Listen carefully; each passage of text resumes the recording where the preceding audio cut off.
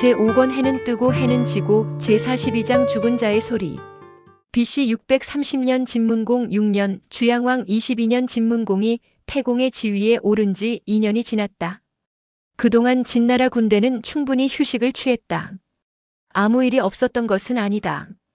진문공은 뒤늦게 정나라가 자신을 배반하고 초나라와 교류하는 것을 알았다.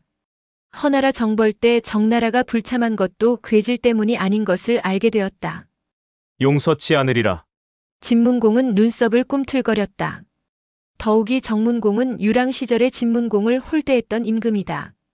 지난날의 아픔과 분노가 새삼 가슴속에 끌어올랐다. 지금은 때가 아닙니다. 조금만 기다리십시오. 호원과 조세가 만류하지 않았더라면 진문공은 아마도 진작에 정나라 토벌을 감행했으리라. 그해 9월 진문공은 또다시 자신의 소망을 말했다. 나는 정나라를 치고 싶다. 이번에는 호원과 조세가 반대하지 않았다. 병사들도 충분한 휴식을 취했으니 군대를 내어도 무방합니다. 이에 진문공은 본격적으로 정나라 정벌을 추진해 나갔다. 그는 다시 회맹을 갖고 여러 나라들과 연합하여 정나라를 치리라 마음먹었다. 그러나 중군 원수 선진의 생각은 달랐다. 그동안 우리나라는 여러 차례 제후들을 소집했습니다. 이번에 또 제후들을 징발하면 천하만 시끄러워질 뿐입니다. 정나라를 치는 일은 우리나라 군대만으로도 충분합니다. 굳이 다른 나라 군대를 부를 까닭이 없습니다. 초나라가 정나라를 도울 수도 있지 않은가? 초나라는 결코 정나라를 돕지 않을 것입니다. 선진은 장담했다. 진문공은 잠시 생각에 잠겼다가 다시 입을 열었다. 그대 생각이 그렇다면 회맹은 열지 않겠소. 하지만 지난날 나는 진목공과 약속한 것이 있소. 진 두 나라는 타국과 싸울 때 서로 돕기로 말이오. 선진이 다시 간했다. 정나라는 중원의 목구멍과도 같은 요충지입니다. 지난날 제환공이 천하 패권을 잡으려 할 때 가장 먼저 정나라를 손에 넣은 것도 바로 그 때문이었습니다. 만일 우리가 진과 함께 정나라를 친다면 나중에 다시 정나라 땅을 놓고 진과 다툼을 벌여야 하는 사태가 발생합니다. 우리나라 단독으로 정나라를 치도록 하십시오. 그러나 진문공은 고개를 저었다. 우리나라는 정과 가깝고 진은 멀리 떨어져 있소.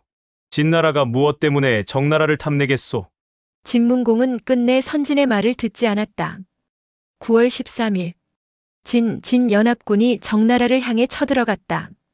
진문공이 지휘하는 진군은 국경을 넘어 신정 북쪽 교외인 함릉이라는 곳에 대체를 내리고 진목공이 이끄는 진군은 신정 동쪽 범람이라는 곳에 본영을 세웠다. 이때 두 나라의 병력은 각기 병차 200승씩 총 400승이었다. 전부터 진나라에는 정문공의 아들 공자난이 망명해 와 있었다. 공자난은 사람됨이 어질고 영특하여 진문공의 총애를 많이 받았다. 그래서 진문공은 어디를 가나 늘 공자난을 데리고 다녔는데 이때도 그는 공자난을 대동하였다. 신정성을 포위하기에 앞서 진문공은 공자난을 불러 말했다. 그대는 정나라 지리를 잘 알고 있으니 이번 포위에 참가하여 공을 세우도록 하라. 공자난이 난처한 표정을 지었다. 신이 듣건대 군자는 비록 타국에 있을지라도 부모의 나라를 잊지 않는다고 하였습니다. 지금 주공께서는 신의 고국인 정나라를 치려 하십니다. 신이 어찌 그 일에 참여할 수 있겠습니까? 바라건대 신정성을 포위하는 일만큼은 신을 빼주십시오. 진문공은 허를 찔린 듯한 표정을 짓다가 이내 감탄을 금치 못했다. 그대는 참으로 근본을 아는 사람이로다. 그러고는 공자난의 요청을 받아들여 신정을 포위하는 일에서 난을 제외시켰다. 한편 정나라 임금 정문공은 느닷없는 진 연합군의 공격에 크게 놀랐다. 군대를 내어 맞서자니 이길 자신이 없었고 초나라의 원군을 요청하자니 이미 기회를 놓쳤다. 아, 결국은 머리를 풀고 성 밖으로 나가 항복을 해야 한단 말인가. 정문공은 아무런 손도 써보지 못하고 무릎을 꿇어야 하는 자신의 처지가 한탄스럽기만 하였다. 대부 숙첨을 불러 길게 탄식했다. 지난날 진문공이 우리나라에 왔을 때 매정하게 쫓아보낸 일이 이토록 큰 우환을 불러들일 줄은 정말 미처 몰랐어. 이미 지나간 일입니다. 지금은 진 연합군의 공격을 물리칠 대책을 강구해야 할 때입니다. 저들과 싸워 이길 묘책이라도 있어. 숙첨은 제족의 대를 이은 정나라 제1의 책사다. 지혜롭기로 치면 위나라 영유에 못지않다. 정나라 대부분의 정책이 그의 머리에서 나온다 해도 과언이 아니다. 정문공이 두 눈을 빛내며 숙첨을 바라본 것도 바로 이 때문이었다. 그러나 숙첨은 고개를 저었다. 진연합군의 형세는 매우 큽니다. 군대를 내어 싸워서는 그들을 이길 수 없습니다. 그렇다면 나가서 항복해야 한단 말이오. 정문공의 얼굴은 다시 절망감에 휩싸였다. 한 가지 방법이 있긴 합니다만 그대로 성사될지는 장담할 수 없습니다. 그것이 무엇이오? 진목공은 우리 정나라와 그다지 감정이 없습니다. 먼저 말 잘하는 사람을 구해 진군의 이번 출병이 진나라에 아무런 이득도 없음을 설득시키는 것입니다. 진군만 물러가면 진군은 고단해집니다.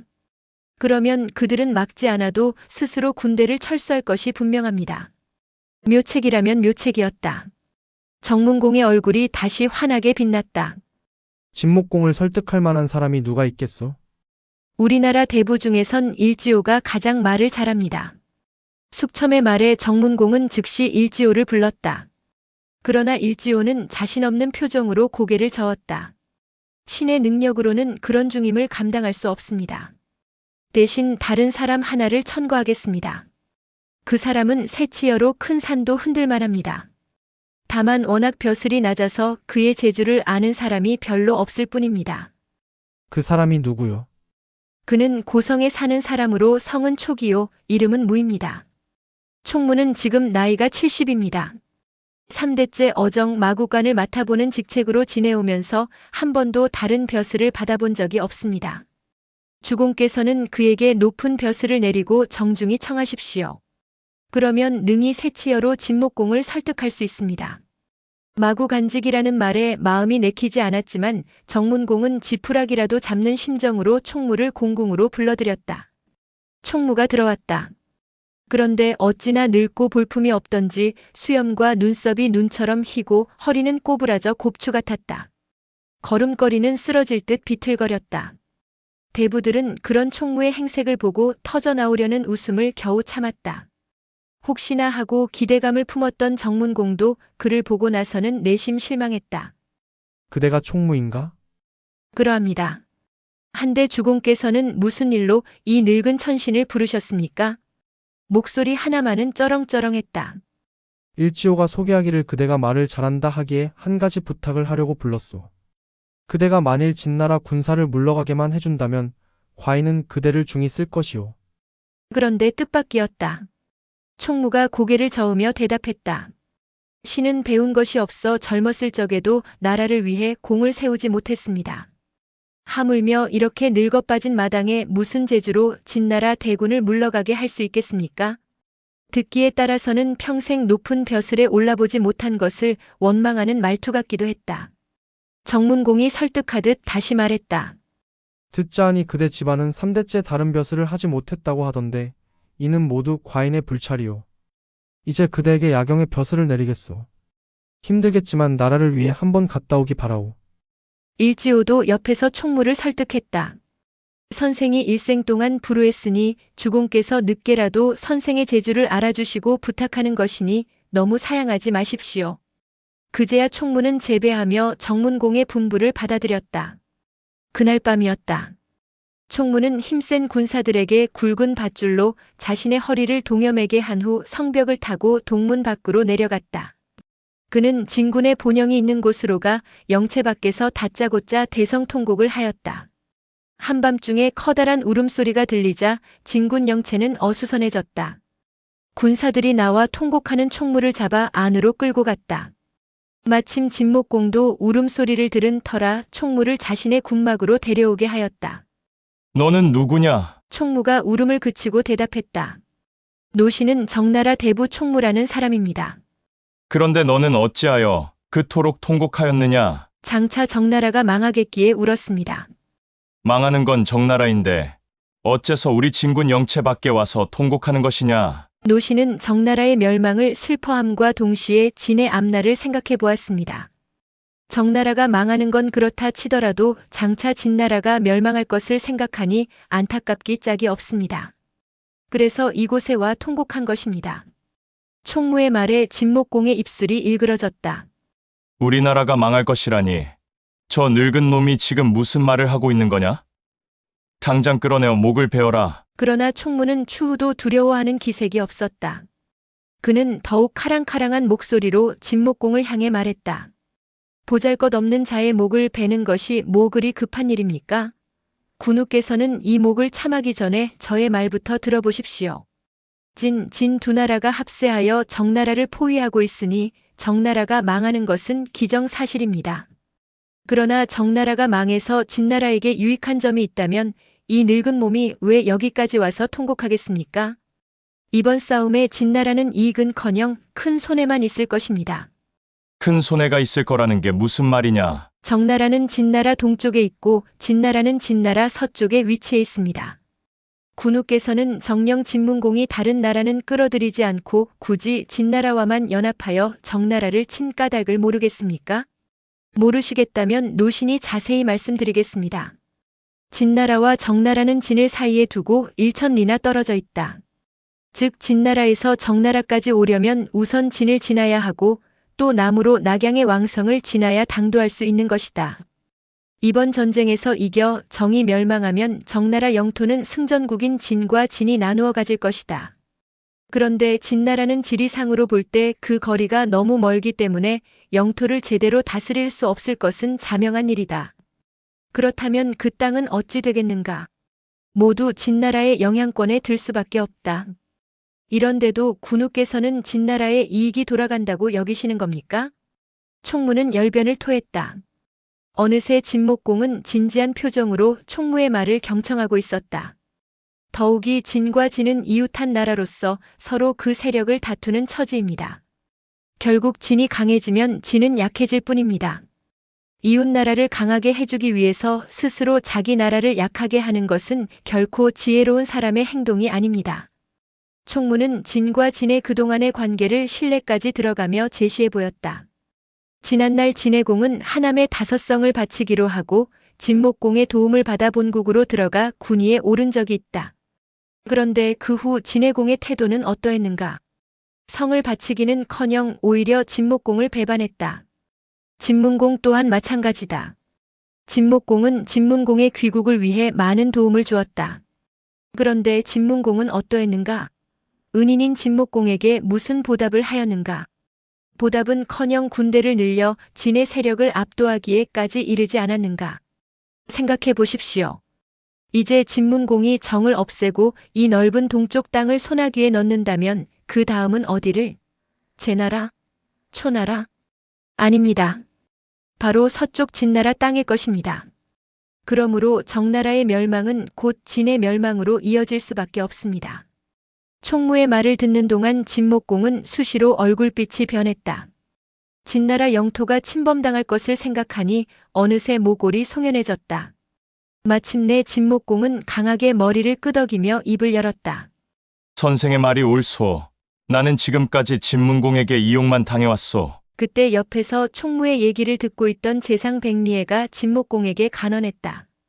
총무는 말주변이 좋은 사람입니다. 이는 우리와 진나라 사이를 이간시키려는 수작입니다.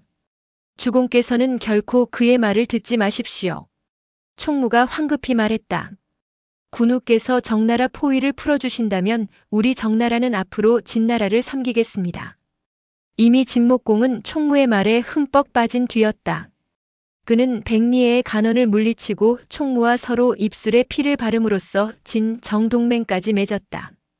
뿐만 아니었다. 군대를 철수하기에 앞서 장수 기자와 봉손, 양손 등 세 장수에게 군사 2,000명을 내주어 그곳에 머물며 오히려 정나라를 돕게 하였다. 그 외 모든 군사는 본국으로 회군하라. 총무의 새치 혀에 진목공이 놀아나는 순간이었다. 생각지도 않은 진나라의 배신에 진문공은 머리털이 곤두설 정도로 격노했다. 어찌 이럴 수가 있는가?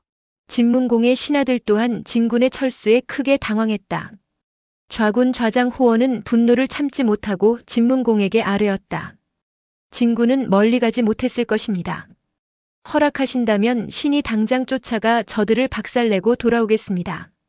진군만 무찔러 없애버린다면 정나라는 크게 놀라서 저절로 항복해 올 것입니다.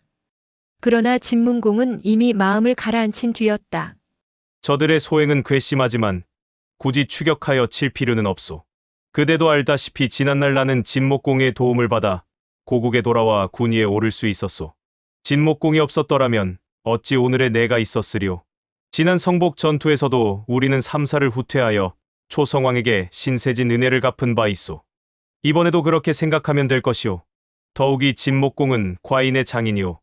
어찌 함부로 군사를 낼 수 있겠소. 호원 또한 신의를 존중하는 사람이었다. 그는 이내 자신이 너무 격분했음을 인정하고 조용히 물러났다. 진문공의 의연한 태도에 한때 동요했던 진군은 다시 본래의 분위기를 되찾았다. 그들은 군대를 둘로 나눠 진군이 떠나고 없는 범람의 공백을 메웠다. 정나라에 대한 공세는 조금도 변함이 없었다. 진군이 철수하면 진문공도 본국으로 돌아가리라 예상했던 정문공과 신하들은 자신들의 예상이 완전히 빗나가자 전보다 더 크게 당황했다. 진문공은 기어코 우리 정나라의 멸망을 보려 함인가? 숙첨이 다시 안을 내었다. 듣자 하니 공자난이 진나라에 머물며 진문공의 사랑을 받고 있다고 합니다. 공자난을 귀국해 하여 진문공에게 화평을 청하면 사직을 보존할 수 있을 것입니다. 공자난은 정문공의 아들이다. 그대로만 된다면 전혀 손해될 것 없는 협상안이다. 정문공이 좌우를 둘러보며 물었다. 누가 진군 군영으로 가 화평을 교섭하겠는가? 신이 가겠습니다. 자원하고 나선 사람은 대부 석갑보였다. 말솜씨는 뛰어나지 않았으나 언행이 진실되고 바른 사람이었다. 좋소. 나라의 존망이 그대 어깨에 달렸소. 정문공의 허락이 떨어지자 석갑보는 성문을 열고 나가 진문공에게로 갔다. 협상이 시작되었다. 지난 일에 대해서 용서를 빕니다. 앞으로는 진나라를 배반하는 일이 없을 것입니다. 공자난을 정나라로 보내어 감독하십시오. 석갑보의 이 같은 제안에 진문공은 전혀 다른 안을 내었다. 한 번 배신한 자는 두 번 배신하게 마련이다. 내 어찌 정나라를 믿겠는가? 그러나 다음 두 가지만 이행하면 포위를 풀고 본국으로 돌아가겠다. 두 가지란 무엇입니까?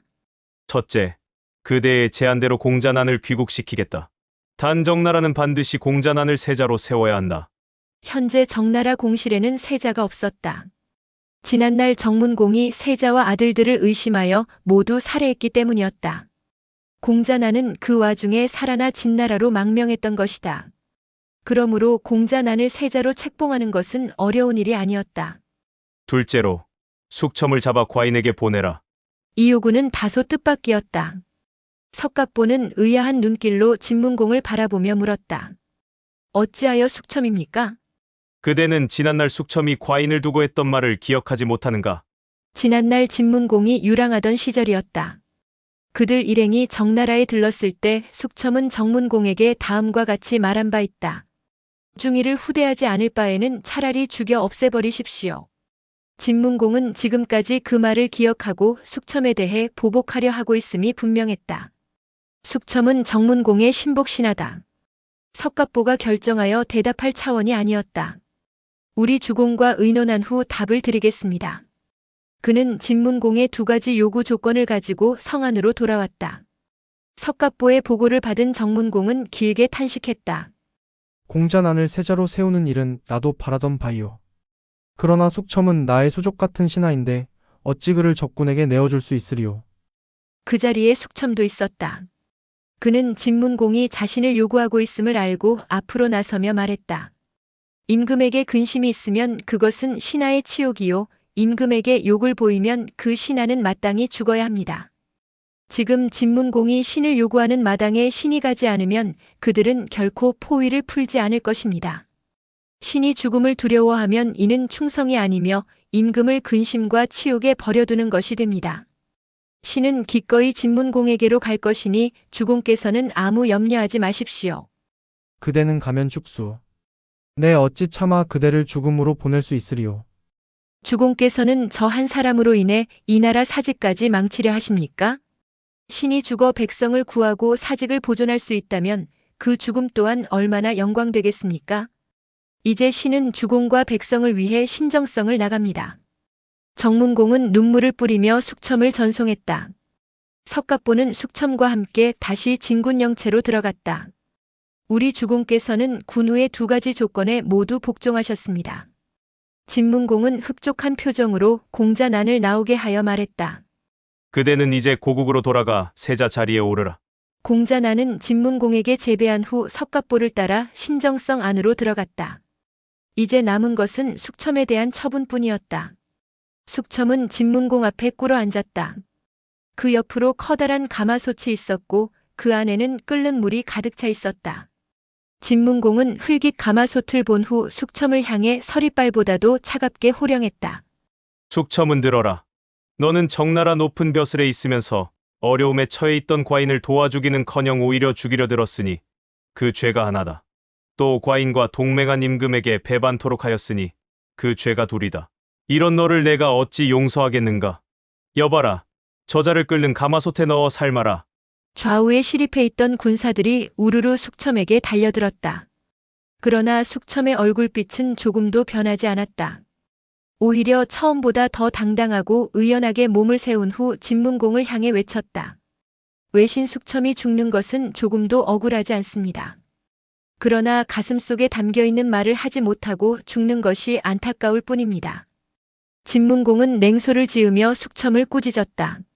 너 같은 놈에게 무슨 할 말이 있다는 게냐. 군우께서 방금 전 지난날의 어려웠던 시절을 들춰내셨습니다. 그 일로 말하자면 어찌 신에게도 할 말이 없겠습니까? 옛날 군우께서 유랑하시다가 우리 정나라에 들르셨을 때 신은 우리 주공께 진공자 중이를 환대해야 한다고 간곡하게 권했습니다. 그러나 우리 주공은 신의 말을 듣지 않았습니다. 그래서 신은 다시 말했습니다. 그렇다면 진공자 중이를 죽여 없애십시오.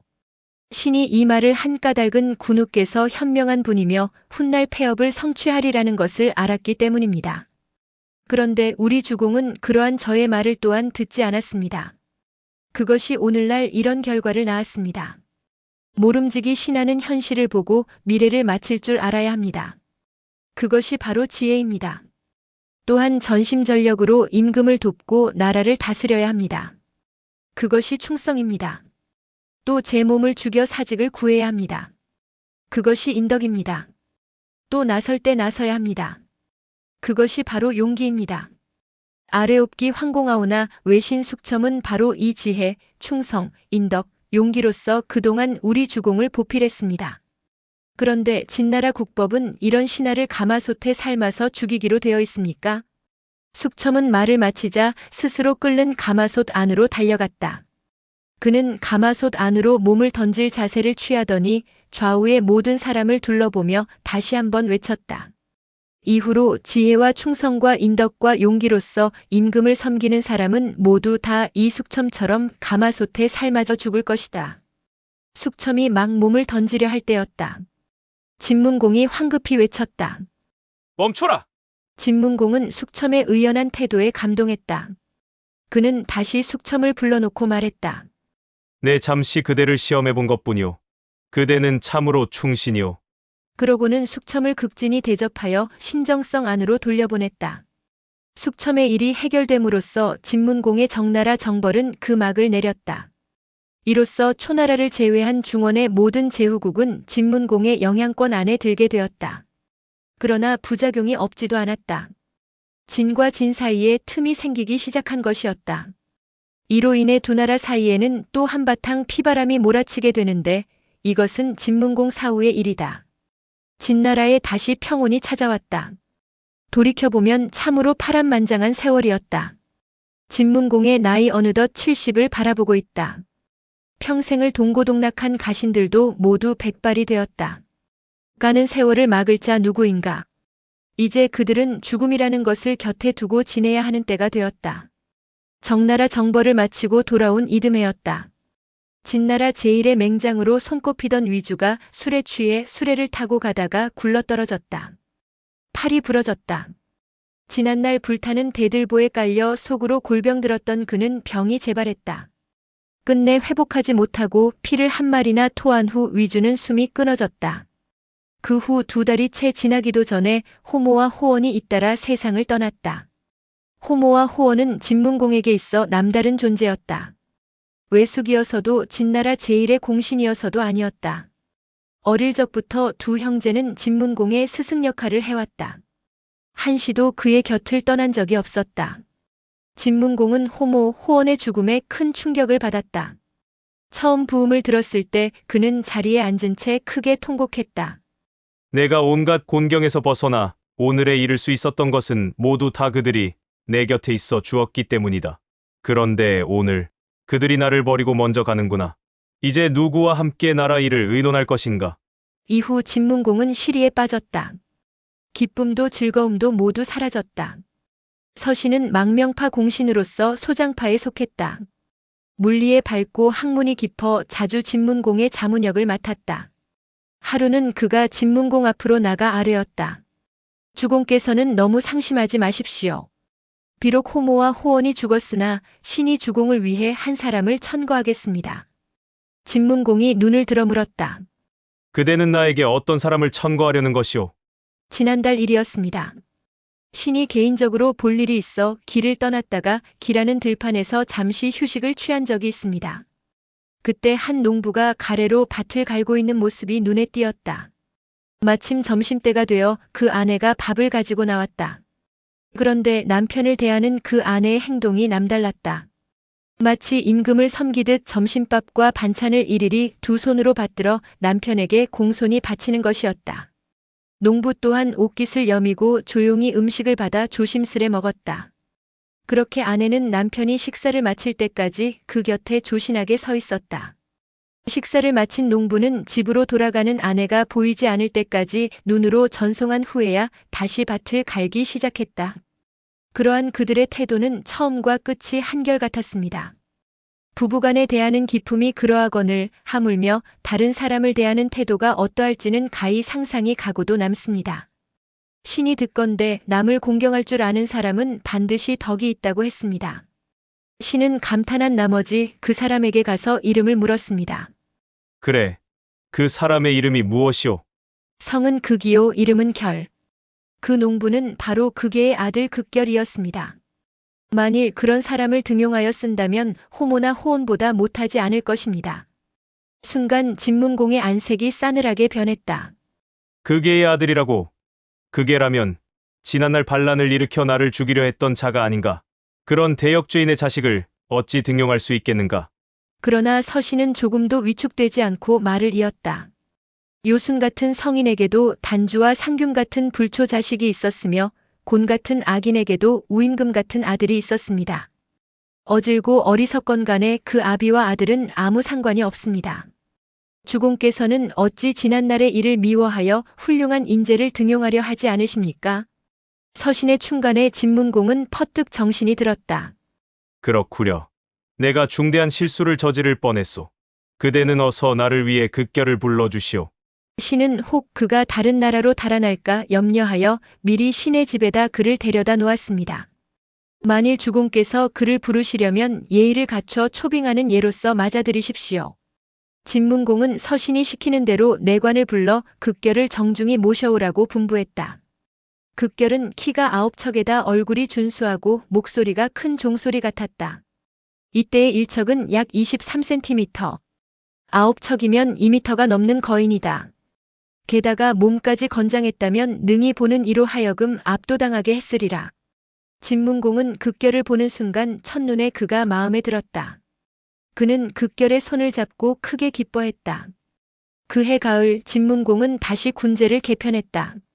삼행의 제도를 고쳐 이군으로 삼고 그 이군의 명칭을 신상군, 신하군으로 계칭한 것이었다. 아울러 신상군의 대장에 조세를, 그 좌장에 기정을 임명했다. 또한 신하군의 대장에는 서신의 아들 서영을 임명했고 그 좌장에는 선도를 임명했다. 이로써 진나라 군제는 기존의 3군에다 새로이 2군을 더해 총 5군이 되었다. 물론 이 또한 주왕실의 법에는 어긋나는 것이었다. 진나라는 여전히 막강한 군사력을 보유한 초강대국의 면모를 유지하고 있었다. 이 점은 중원의 무법자 초나라도 인정했다.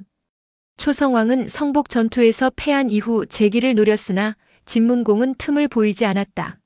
진문공이 살아있는 한 나는 끝내 패자가 될 수 없겠구나. BC 628년 진문공 8년 주양왕 24년 봄. 초성왕은 공식적으로 사자를 보내어 진문공과 화평할 것을 요청했다. 이것은 초나라가 스스로 왕후를 칭한 이래 처음으로 다른 나라에 굴복한 경우였다. 제환공 때만 하더라도 초나라는 대등한 조건에서 불가침 조약을 맺었을 뿐이었다. 진문공을 찾아온 초나라 사자는 투장. 이에 대해 진문공은 양처보를 보내 화평을 승낙했다. 앞으로 두 나라는 정기적으로 교류를 갖는다. 이것이 진문공의 마지막 업적이다. 그리고 그것은 곧 폐업이 완료되는 순간이기도 했다. 이제 진문공이 생을 마무리할 때가 온 것 같다. 진문공의 죽음에 대해서는 특별히 알려진 일화는 없다. 진문공의 재위 기간은 즉위년까지 포함하여 총 9년에 지나지 않았다. 그는 초성왕과 화평을 맺은 그해 12월에 세상을 떠났다. 이때 그의 나이 70세. 병상에 눕기 얼마 전. 그는 오랜 세월 자신의 인고를 지켜봐온 태복 과건을 불러 이런저런 얘기를 나누다가 다음과 같은 말을 하였다. 예전에 나는 나라를 다스리는 일이 매우 쉽다고 생각했었는데 지금 군주의 자리에 있어 보니 나라를 다스리는 것이 얼마나 어려운 일이라는 것을 알게 되었소. 백발의 노대신 과거는 한껏 애정이 담긴 눈길로 진문공을 바라보며 대답했다. 쉽다고 생각하면 어려움이 닥치고 어렵다고 생각하면 쉬운 것이 세상 이치입니다. 진문공은 말년에야 비로소 세상 이치를 터득했음인가. 춘추시대의 역사를 전해주는 귀중한 전적 중의 하나인 국어에 담겨진 일화이다. 그로부터 얼마 후 진문공은 병상에 누웠다. 그는 머리맡에 조쇠, 선진, 양처보, 호사고 등을 불러놓고 유언을 내렸다. 경들은 세자환을 잘 섬기어 과인이 이룩해 놓은 폐업을 이어가도록 하라. 간단한 내용이었지만 그 속에 담긴 뜻이야 어찌 간단할 수 있겠는가. 그는 최초로 폐업을 이룬 제환공의 말년과 사후의 일을 생생히 목격했다. 제환공의 실수는 후계자를 명확히 하지 않은 데 있었다. 같은 어리석음을 범하지는 않으리라. 그래서 그는 여러 아들들을 모두 다른 나라로 보내고 세자 환만을 자신의 곁에 두고 있다가 그 계승을 명확히 밝혀준 것이었다. 눈이 펑펑 내리는 날, 진문공은 길게 숨을 내쉬고 나서 영원히 깨어날 수 없는 깊은 잠 속으로 빠져들었다. 시오는 문. 그래서 진문공이다. 진문공보다 후세 사람인 공자는 논어 헌문편에서 이렇게 말한 바 있다. 진문공은 거짓이 많고 의롭지 못하였으며 제환공은 의롭고 거짓이 없었다. 춘추시대를 대표하는 두 패자인 제환공과 진문공을 비교한 말이다. 진문공보다 제환공을 한결 높이 평가하고 있다. 공자는 어떤 근거로 진문공을 이같이 평가했을까? 이에 대한 추론으로는 여러 가지 설이 있으나 초나라와의 성복 전투 시 그 출병부터 마무리까지 시종 술책으로 일관했다는 것이 공자의 주장이다. 또한 하양회맹 때 주양왕을 왕성 밖으로 불러낸 것은 의롭지 못한 일이라고 공자가 판단했다는 것이다. 여기서 이 말을 가지고 논쟁할 필요는 없다. 또 공자의 평가에 연연할 필요도 없다. 다만 진문공의 생애를 돌이켜봄으로써 오늘의 시각에 걸맞는 진문공의 모습을 재현해낼 뿐이다. 진문공은 철저하게 시련과 고난을 이겨낸 사람의 전형이다. 잡초보다도 더 끈질긴 생명력. 그가 재위 9년 동안에 이루어낸 모든 업적은 일만리에 달하는 유랑 생활에 그 바탕을 두고 있다. 그는 늘 피해자였고 늘 위험에 처했다. 그럼에도 불구하고 그는 그 모든 위험과 역경을 극복해냈다. 어찌 보면 진문공은 지극히 평범한 사람이었을 수도 있었다. 그러나 시대가 그의 일생을 평범한 공자로 마치게 내버려 두지 않았다. 어느 때부터인가 그의 주변으로 불꽃처럼 강렬하고 폭풍처럼 거친 신하들이 모여들었다.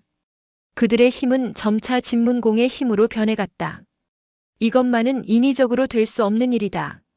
하늘이 내려준 복이요 운명이었을지도 모르겠다. 진문공은 태어나면서부터 비범한 능력을 지닌 천재는 아니었다. 그는 모든 것을 몸으로 부딪혔고 몸으로 이겨냄으로써 힘을 쌓아갔다.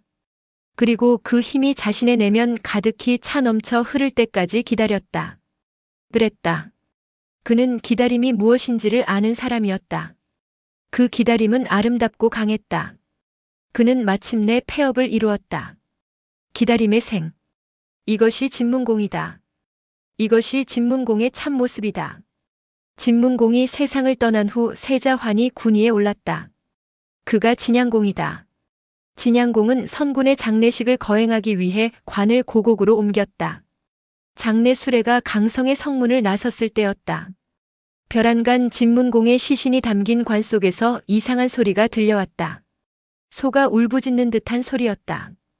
동시에 관이 태산보다 무거워지며 수레가 움직이질 않았다. 모든 신하들은 크게 놀랐다. 태복과건이 달려와 점을 쳐보았다. 점괘가 나왔다.